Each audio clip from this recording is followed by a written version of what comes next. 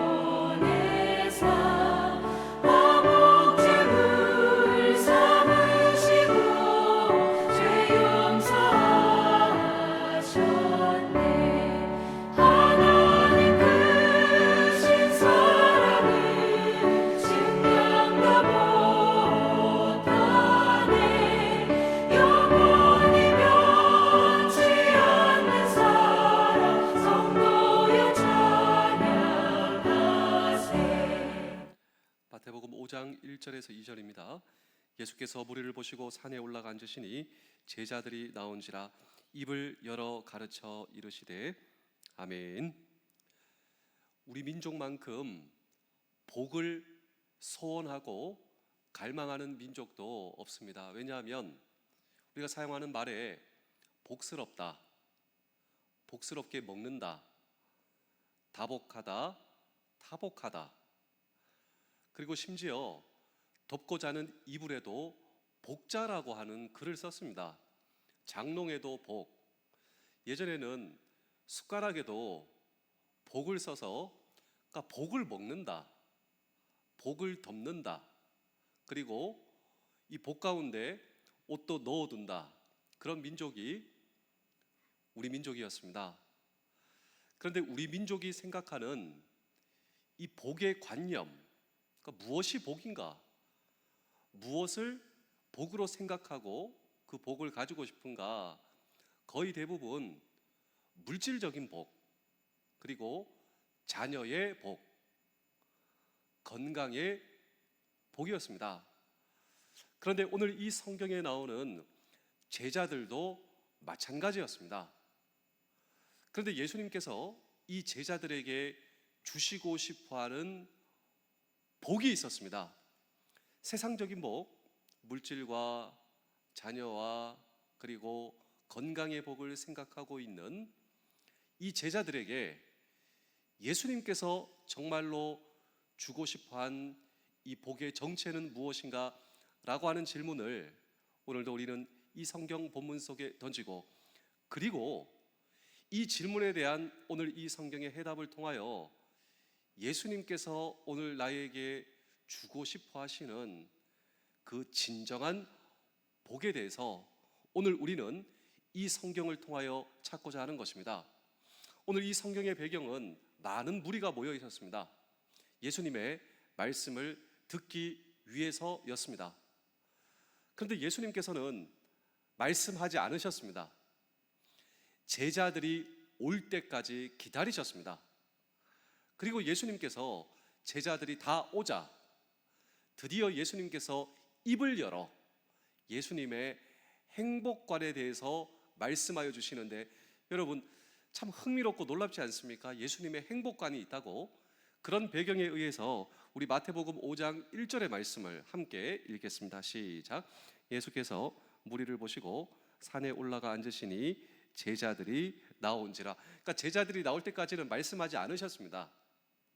제자들이 오자 이렇게 말씀하시죠. 마태복음 5장 2절입니다. 입을 열어 가르쳐 이르시되. 자, 입을 열어 무엇을 가르치시는가? 예수님의 행복관입니다. 그렇다면 오늘 이 시대에 예수님의 제자들이 저와 여러분들이지 않겠습니까? 이 시대의 예수님의 제자들, 오늘 저와 여러분 나오셨습니다. 그렇다면 예수님께서 나에게 주고 싶어 하시는 그 행복의 놀라운 본질은 무엇인가라고 하는 질문을 오늘 우리는 이 성경 본문 속에 던지고 함께 주의 음성을 들을 때, 첫 번째로 행복의 본질은 소유에 있는 것이 아니라 마음에 있다라고 하는 사실을 주님께서 우리에게 말씀하고 계십니다. 사실 우리도 마찬가지지 않습니까? 우리도 행복의 본질은 소유에 있다, 이렇게 생각하고 살아가는 저와 여러분들에게 행복은 소유에 있는 것이 아니라 오늘 저와 여러분들의 마음에 있다라고 하는 사실을 주님께서 가르쳐 주신다라고 하는 것입니다. 우리 잠언 4장 23절의 말씀을 읽겠습니다. 뭐든 지킬 만한 것 중에 더욱 내 마음을 지키라. 생명의 근원이 이에서 남이라. 제가 종종 말씀을 드립니다. 가장 무서운 질병이 있습니다. 가장 무서운 질병이 무엇일까요? 저는 그것이 마음의 질병이라고 생각합니다. 마음이 병들면 외적으로 그리고 이 육체적인 컨디션적으로 건강해 보여도 결코 건강한 인생을 살아갈 수 없는 것이 바로 마음의 질병이다라고 하는 것입니다. 그런데 오늘 주님께서 우리에게 주고자 하시는 행복이 그 마음에 있다라고 하는 것이죠. 우리는 소유하면 행복할 것이라고 생각하는데 그 행복은 주님께서 우리에게, 주님의 제자로서 우리에게 주고자 하시는 행복은 소유에 있는 것이 아니라 마음에 있다고. 그 마음의 행복을 주님께서 우리에게 주고자 하신다라고 하는 것입니다. 그래서 예수님의 행복관을 연속적으로 한번 보실 텐데요. 마태복음 5장 3절입니다. 심령이 가난한 자는 복이 있나니. 어떠한 이 성경을 번역하는 분은 이 대목, 심령이 가난한 자가 복이 있다, 이 말이 무엇이냐면 절벽에 서 있는 너희는 복이 있다. 이 절벽에 서 있는 마음이 어떻겠습니까? 이 절벽에 서 있는 아주 절박한 심정이지 않겠습니까? 인생을 살다 보면 여러분 정말 절박한 상황을 만나게 되는 거예요.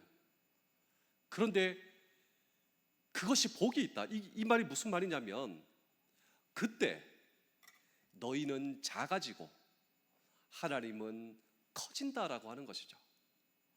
우리 사랑하는 성도 여러분, 장병 여러분, 군가족 여러분, 예수님께서 우리에게 주고자 하시는 이 행복 설교 시리즈가 이제 시작되는데요. 내일 또 진행되지만 정말 인생의 행복이란 무엇인가? 마음에 달려있다. 그리고 하나님과의 올바른 관계 속에 있을 때 인생의 절박함을 만난다 할지라도 내가 작아지고 하나님이 커지는 그것이 바로 진정한 인생의 행복이다라고 하는 것이죠. 반대로 한번 생각해 보실까요? 우리가 커지고 하나님이 작아져요.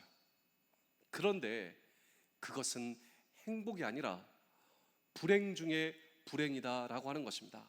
우리가 정말 하나님 앞에 겸손한 상태, 하나님은 누구를 사랑하시는가? 하나님께서는 누구를 칭찬하여 주시는가? 그렇습니다. 겸손한 자를 하나님께서는, 그러나 교만한 자를 물리치시는 하나님. 마태복음 5장 4절 계속 예수님의 행복관이 진행되고 있는데요. 애통하는 자는 복이 있나니. 그래서 한 성경학자는 소중한 것을 잃어버린 자는 복이 있나니, 이것이 애통하는 자가 복이 있다. 그러니까 우리는 이 세상을 살아가다가 소중한 것을 잃어버려요. 소중한 사람을 잃어버리죠. 애통이 왜 나오지 않겠습니까? 그런데 복이 있다. 이 말이 무슨 말이냐면 소중한 하나님께서 그때 저와 여러분들을 안아주신다. 소중한 것을 이 세상에서 잃어버릴 때 정말 우리는 소중한 분을 만날 수 있고, 그 소중하신 하나님께서 저와 여러분들을 안아주시고 새로운 부활 소망을 우리에게 보여주시는 분이 우리 하나님이시 않습니까?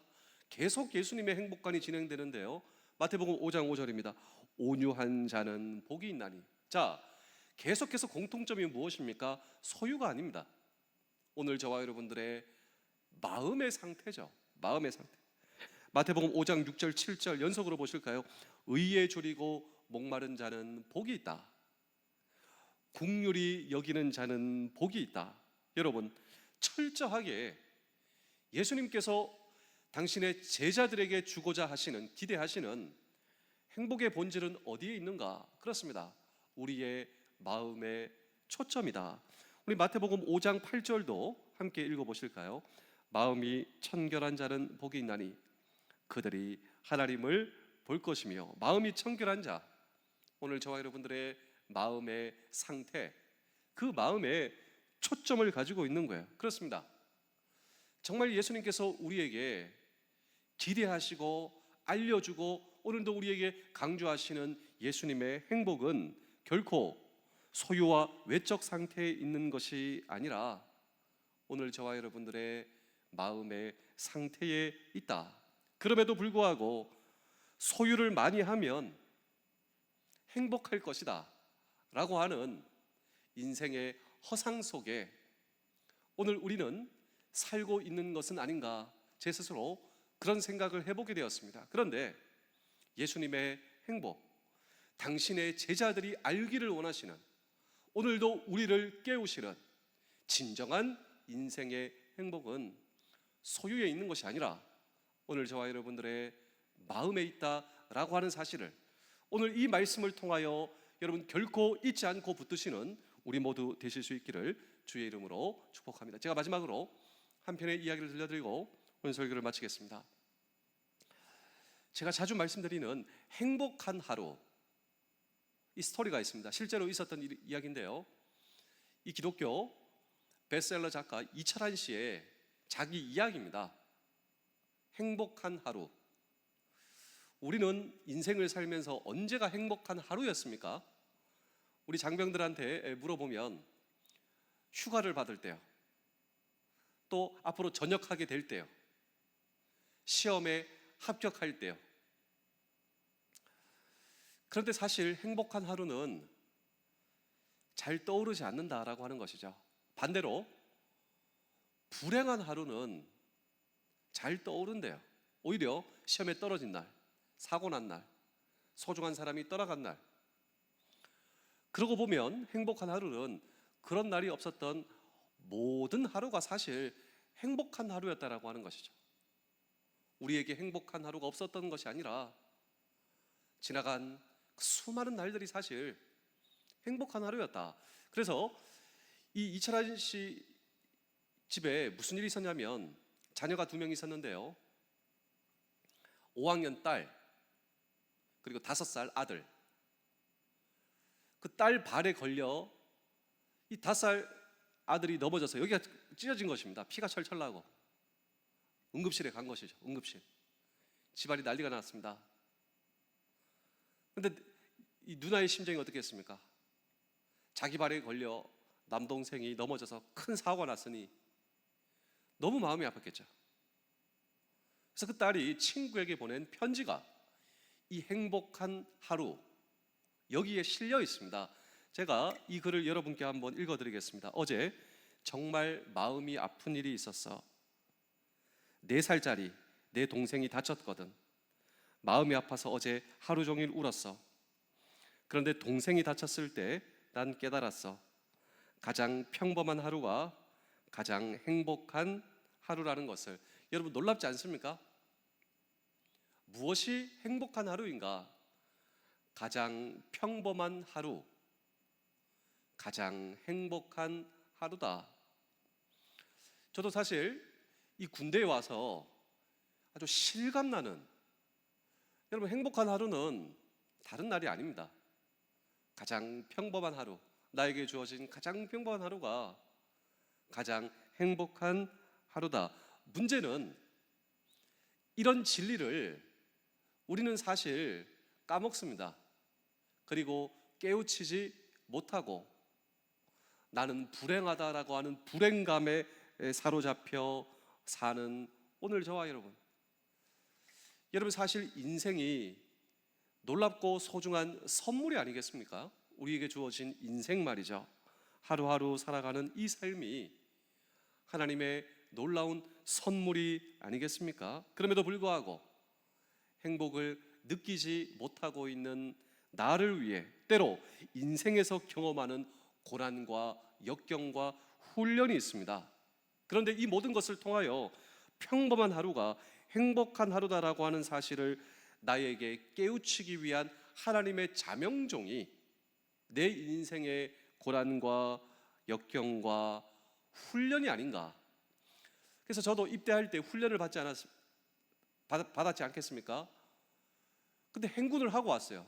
행군 플러스 유격이 끝나고 딱 생활관에 돌아오는데요, 평범한 하루가 가장 행복한 하루다. 제가 이 진리를 그때 아주 실감나게 깨우쳤습니다. 다른 게 행복이 아니고 평범한 하루. 근데 그 앞에 정말 힘든 유격 훈련이 있었고 정말 힘든 고된 행군이 있었습니다. 내 인생의 불행감에 사로잡혀 있는 나. 그런데 진정한 인생의 행복을 깨우치시기 위해서 하나님께서 나를 붙드시고 계시는 하나님의 인도하심. 그렇습니다. 어떤 사람은요, 마음이 전쟁이에요. 오늘 성경은 말씀하십니다. 무엇보다 오늘 저와 여러분들의 마음을 지키라. 생명의 근원이 이에서 남이라. 여러분, 주님께서 주시는 놀라운 생명의 생수를 공급받고 우리의 마음이 주님께서 지켜주시는 상태. 그래서 오늘 저와 여러분에게 맡겨주신 임무에 성공하시고 정말 주님께서 주시는 이 행복 가운데 우리의 가정과 우리의 공동체를 지켜가는 진정한 행복의 전도자, 그리고 행복을 전파하는 행복의 전수자가 저와 여러분 되실 수 있기를 주의 이름으로 축복합니다. 기도하겠습니다. 주님, 나의 믿음은 아주 사소한 것에서도 무너질 수 있으니 대단한 영적인 공격만이 아니라 아주 작은 것들도 경계하게 하옵소서.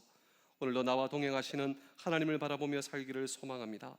십자가의 은혜가 나를 사로잡아 그 넘치는 은혜로 행복하게 하시며 나의 입술에서 나오는 모든 말이 하나님께 영광이 되게 하여 주옵소서.